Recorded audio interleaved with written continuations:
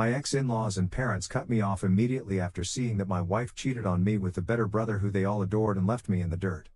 But things seem to have gone south because they're all suddenly calling me nonstop, wanting to come see me because brother is leaving for another woman, so it's my responsibility to come take his place again because it's my duty as a man. I never thought I'd be sharing this story, but recent events have pushed me to a breaking point, and I need perspective from this community. My ex-wife, Julie, 34 female, and I were married for 8 years before everything fell apart. We met in college, dated for 3 years, and had what I thought was a solid, happy marriage. Julie was charming, dependable, and good-looking, the type of person people would look at and think, wow, he's lucky. We shared common goals, she was always supportive of my career, and everything just felt right. I thought we had something solid, and I never imagined in a million years how wrong I was. Growing up, I was always the responsible one in the family. My parents would praise me for being the dependable, mature son who would make a good husband one day. On the other hand, my younger brother, Luke, was the golden child. He was handsome, charismatic, and the life of the party. My parents adored him, and it felt like everyone who met him was instantly charmed by him. But I never really thought about it too much because he was my brother, and I loved him. Sure, my parents always seemed to focus on him, but I just brushed it off as typical family dynamics. I thought the whole perfect son thing was just the way they saw him. Looking back, maybe I should have seen the warning signs. Luke was around us often because our families were close, and he and Julie got along well, too well, as it turns out. I came home early this one day from work because I wasn't feeling well. The house was quiet, and I noticed one of Luke's bags in the living room. At first, I thought he must have just come over to visit, but as I walked down the hallway, I could hear them talking in our bedroom. My heart sank, but I told myself to calm down, to not jump to conclusions. But when I opened the door and saw them, it was like my entire world just crumbled around me. I'll never forget the shock on their faces when they saw me standing there. It felt like I was stuck in a nightmare. I barely remember the confrontation. I think I was too shocked to process it all in real time. I left the house that day with whatever I could grab, and I didn't look back. That should have been the worst of it, but somehow, what happened afterward hurt even more. When I reached out to my parents, hoping they'd support me through the worst moments of my life, I was met with absolutely zero reaction. Instead of comfort, they gave me some patronizing speech about how marriages are complicated and how maybe I had pushed Julie away. They even suggested that Luke was doing her a favor by showing her real love. My own family acted like I was the one who had messed up, like I'd somehow driven Julie into my brother's arms. In the days that followed, things only got worse. Julie's parents, whom I'd grown close to over the years, took her side without question. They were completely charmed by Luke, treating him like the perfect addition to the family. I tried reaching out a few more times, but eventually, I got the message loud and clear. I was completely done. I was completely alone. Both families stood firmly behind Julie and Luke. I was disposable to them, easily replaced by someone they thought was better suited for the role of husband and son-in-law. The divorce process was quick and brutally cold. I couldn't bear to keep anything that reminded me of Julie or the life we'd shared, so I left most of it behind. I moved into a tiny apartment, trying to figure out how to rebuild my life with no support. I lost nearly everyone in my social circle because, thanks to my family's influence and connections, Julie and Luke managed to paint me as the bitter, unstable one, and Luke as the one who saved Julie from me. But somehow, I got through it. I threw myself into work and slowly started meeting new people, people who didn't know about the mess that had become my life. I found new friends, a couple of neighbors who were kind, and over time I began to rebuild. I'd always thought I needed my family to feel whole, but I learned that I could be okay on my own. I found the kind of strength and independence I didn't know I had. And even though it was incredibly hard, I was proud of myself for getting through it. Just as I was starting to find peace, things took a wild turn. Out of nowhere, my phone started blowing up with calls and messages from my parents, from Julie's family. At first, I ignored them, thinking it was some kind of sick joke or maybe just someone checking in because they felt guilty.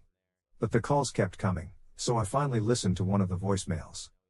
What I heard left me absolutely floored. Luke had left Julie. He'd apparently met someone else, another woman who had caught his eye, and walked out on Julie without so much as a goodbye. And now, with Julie left heartbroken, both of our families were scrambling to put the pieces back together. And who did they think should fill in the spot Luke had left? Me, of course. I was the rightful husband, they said.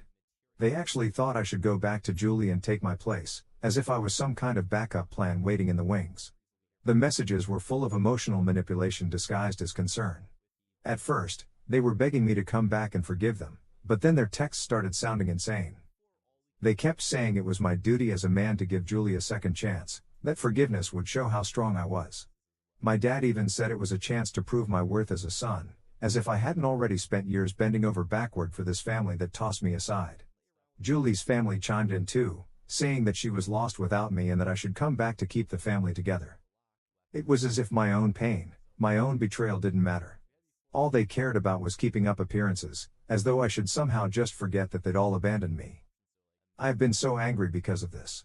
After everything I'd gone through, losing my family, my wife, my social circle, these people thought they could just call me back as if I owe them something, as if I hadn't been discarded and replaced like an old piece of furniture. And the worst part was they acted like I should be grateful for the chance to come back. For a while, I debated whether I should confront them. Part of me wanted to scream at them, to let them know how deeply they'd hurt me and how absurd their request was, but another part of me knew that they wouldn't understand. They never saw me as a person with feelings, just as someone who could fulfill a role they needed. Confronting them wouldn't change anything. They'd twist it around somehow, make it about them, or tell me I was being dramatic. So I've been ignoring the calls, trying to find some peace in the life I've built for myself, but they have been bothering me this whole time. Every few days, I'll get another voicemail, another text message, and it drags me back to that place of anger and hurt. They don't see me as a person with my own life and pain. They only see me as a convenience, someone who can patch up their mess. It's been exhausting, and I'm so tired of feeling like I'm the only one who sees how messed up this all is. Honestly, I know I'm not wrong for refusing to go back, but part of me wonders if there's something I'm missing. Should I confront them and try to make them see the damage they've caused? Or should I just block them all and let them deal with the mess they made? I know I've come a long way, but this whole thing has brought up so many old wounds that I thought I'd healed. So, Reddit, what am I supposed to do here? Should I even bother trying to explain to them how much they've hurt me, or would it just be a waste of time? Update 1. Hi, guys. I wish I could say things have gotten better, but, honestly, the situation has only gone from bad to worse. Ever since I posted, my inbox has been flooded with more messages and calls from my family and Julie's family, and it's been a nightmare trying to keep up with all of it. My phone buzzes with notifications all day to the point that I'm starting to dread even looking at it. I've tried blocking numbers, but somehow they keep finding ways to reach me, whether it's through new numbers or emails. It's like they're determined to wear me down. But what really took me by surprise was a call from Julie herself. I usually don't pick up calls if I don't recognize the number, but this time I did. I thought it might be work-related or maybe a friend, but the minute I heard her voice, my stomach dropped. It was Julie, and she immediately started in on what sounded like a pre-planned speech. She began by saying she was deeply sorry and that she realized she'd made some terrible mistakes. I could hardly believe the audacity of it all. She talked as if she had just forgotten to pick up milk on her way home, not destroyed our marriage by sleeping with my own brother. She kept going, saying we owed it to each other to work through this and that we had years of history together that shouldn't just be thrown away. Hearing her say that after everything she'd done was like a punch in the gut, the nerve to bring up our 8-year marriage as though it was something I was obligated to cherish. She said we both owed each other this chance to reconcile, to pick up the pieces, and see if we could find a way back to each other. I almost laughed out loud at the ridiculousness of it. It was as if she thought a few apologies could somehow erase the betrayal, the loneliness, and the utter devastation she'd caused me. She went on talking about how much she missed the stability we had and how she realized that now that Luke was gone, she truly wanted to settle down. The whole time, she kept using words like we and our life and our history as if she had any right to talk about us anymore. I just sat there completely stunned and barely managed to say anything because every word she spoke was just making me angrier and angrier. When I finally interrupted her and asked, "Why now? Why do you care now that he's gone?" She gave me some pathetic excuse about realizing what she'd lost and how she thought I'd be strong enough to move past it and take her back. Strong enough, as if strength had anything to do with putting up with her betrayal. After I hung up on her, the messages from my dad started pouring in even more relentlessly. They actually had the nerve to say that now that I had Julie begging for forgiveness, it was proof that she was sorry and that I should see this as some kind of victory or a sign that I should go back to her. My dad even said, "Isn't it enough that she's asking for a second chance?" It made my blood boil. They were talking as if Julie's pathetic attempt at reconciliation was something I should be grateful for, something that should make me feel validated or worthy. They seemed completely blind to the fact that I was the one who had been wronged, that I was the one who had been tossed aside like nothing. I kept wondering, how could anything be enough? How could a few words erase everything she'd done? Did they really expect me to just jump back into her arms and pretend that none of it had happened? Out of sheer frustration, I ended up calling Luke. I had no idea what I was even going to say to him. I just needed to get it out. He didn't pick up, so I left a voicemail telling him that this entire mess was his doing and that he should be the one dealing with it. I reminded him that he had broken apart my marriage and my life and that it was up to him to explain himself to our parents and to take responsibility. I was so furious that I ended up sending him an email too, just so that he couldn't ignore me.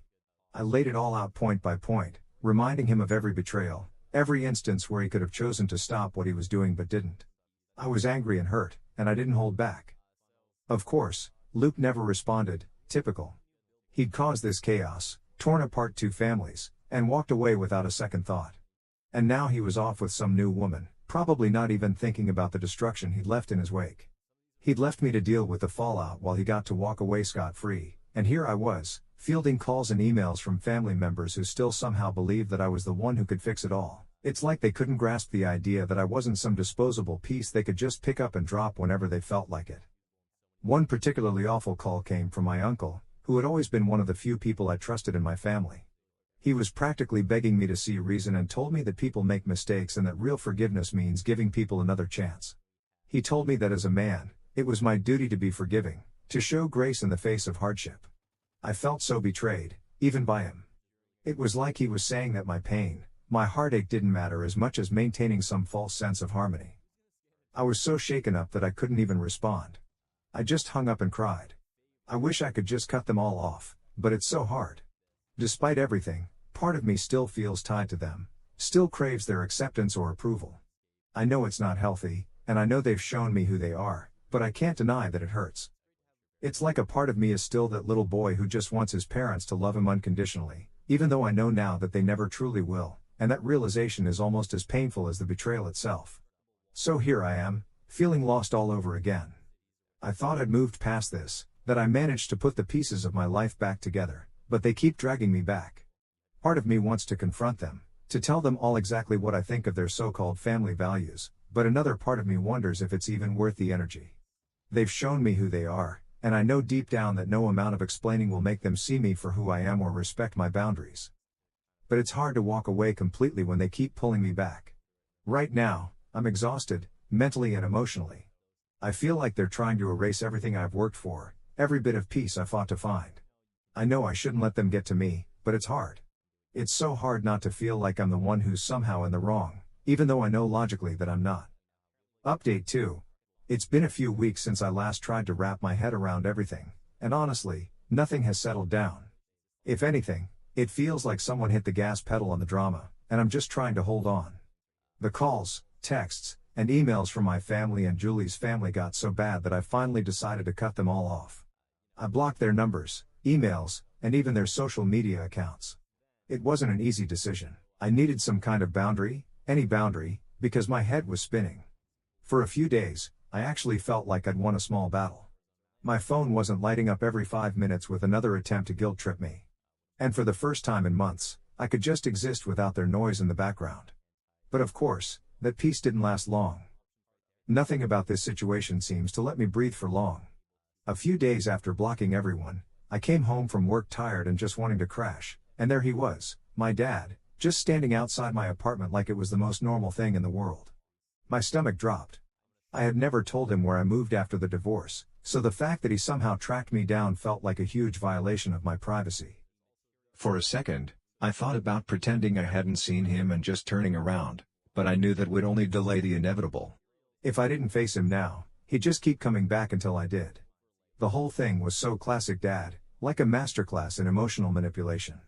He started talking about how the family was falling apart, that Julie was miserable, and that Luke's absence was a wound no one knew how to deal with. He kept saying how family is everything as if that meant I had some kind of obligation to fix everything just because we were related. He went on about how it was my duty to put the past behind us because that's what families are supposed to do. He even said Christmas was coming up, and it would be the perfect opportunity to all get together and make things right. I couldn't believe the nerve of it all. This was the same man who stood by while my wife and brother destroyed my life, and now he was asking me to be the one to patch things up. I felt like my head was going to explode. It was so frustrating, but it was also exhausting. I just stood there, trying my best to keep my composure while he went on and on about forgiveness and moving forward. By the time he finally left, I felt like I'd been wrung out like an old rag.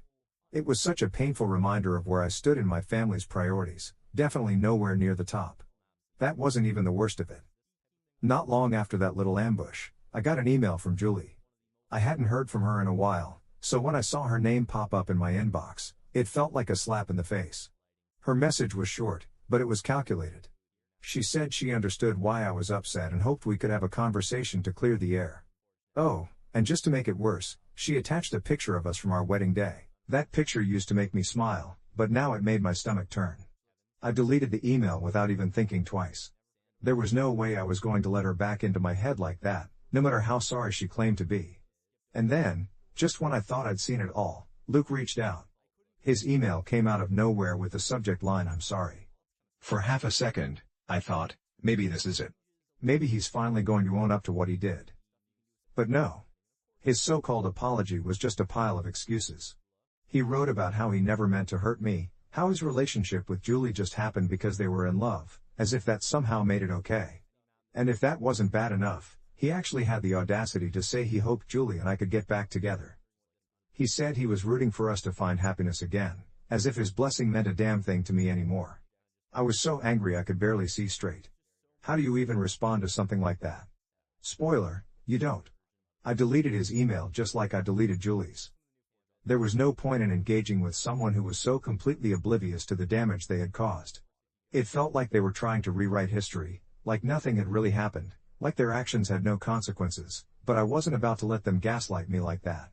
These past few weeks have been some of the hardest of my life. The betrayal, the pressure to forgive, the constant manipulation, it's all taken a huge toll on me. Therapy has helped, but sometimes progress feels painfully slow. It's hard to see the light at the end of the tunnel when everything around you seems to keep pulling you backward, but I'm trying. If nothing else, this whole mess has taught me how important it is to put myself first, even when everything else is screaming at me to do the opposite. With the holidays coming up, I know things are going to be tough. The whole family togetherness thing feels like it's going to be shoved in my face at every turn, but for the first time, I'm not going to let that dictate my decisions. I've spent too long trying to keep the peace, trying to make everyone else happy at the expense of my own well-being. It's time for me to take control and make choices that are good for me, even if that means upsetting a few people along the way. It's not easy, though. There are still days when the guilt creeps in. I think about all the messages I've ignored, all the people I've cut off, and wonder if I'm doing the right thing.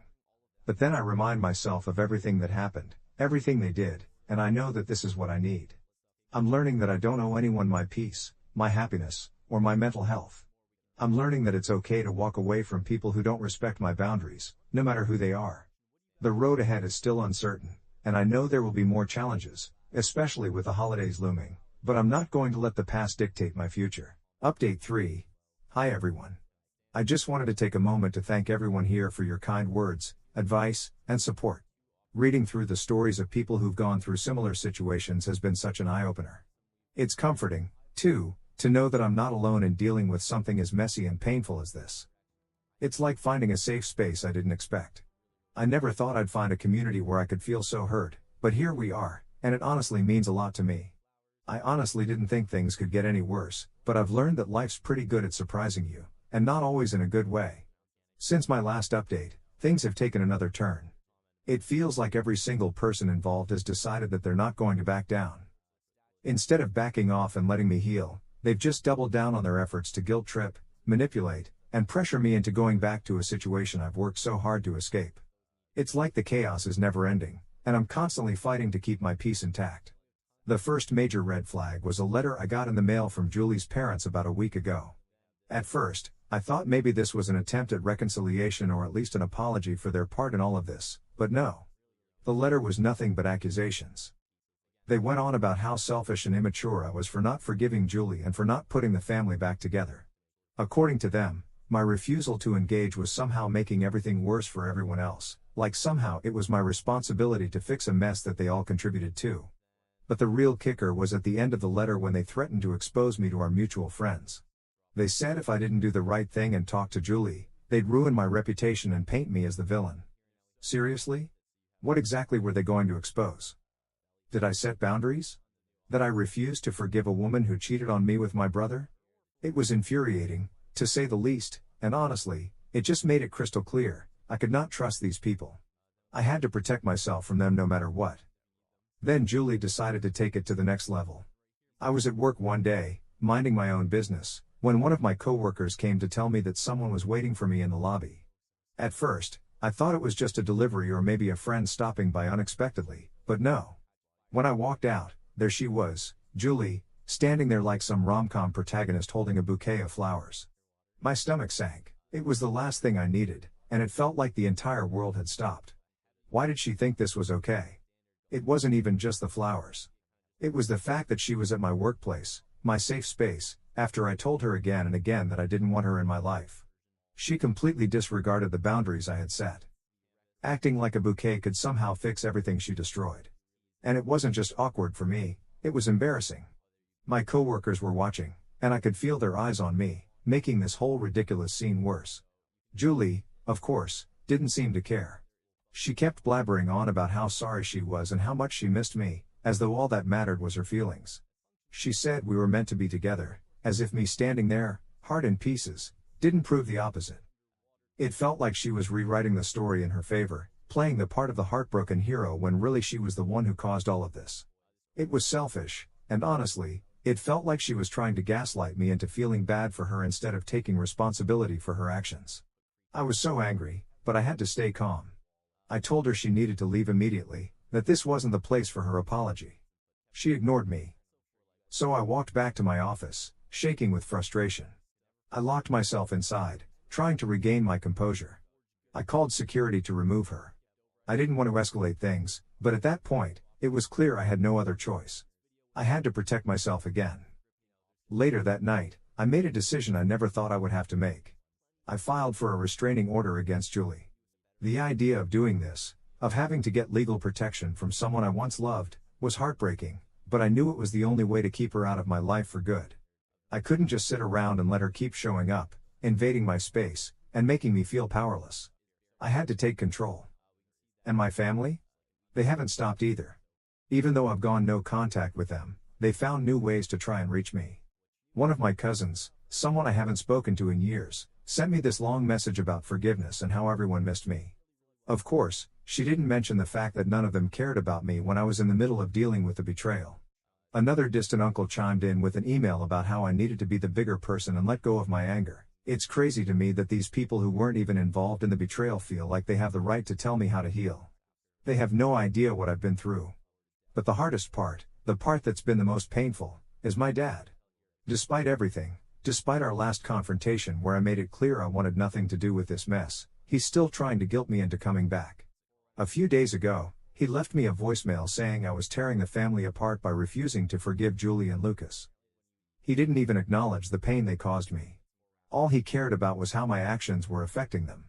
It's hard not to feel drained by all of this. Every time I think I'm getting some distance from the chaos, someone finds a new way to drag me back in. But through all of it, I've come to realize something important. I deserve better. I deserve better than Julie, better than the toxic dynamics in my family, and better than the life they tried to force me into. I've moved into a new apartment that they don't know about. I've locked down my privacy even more, new phone number, tighter security on my accounts. It's sad that I've had to go to these lengths, but it's necessary for my peace of mind. Therapy has been my lifeline.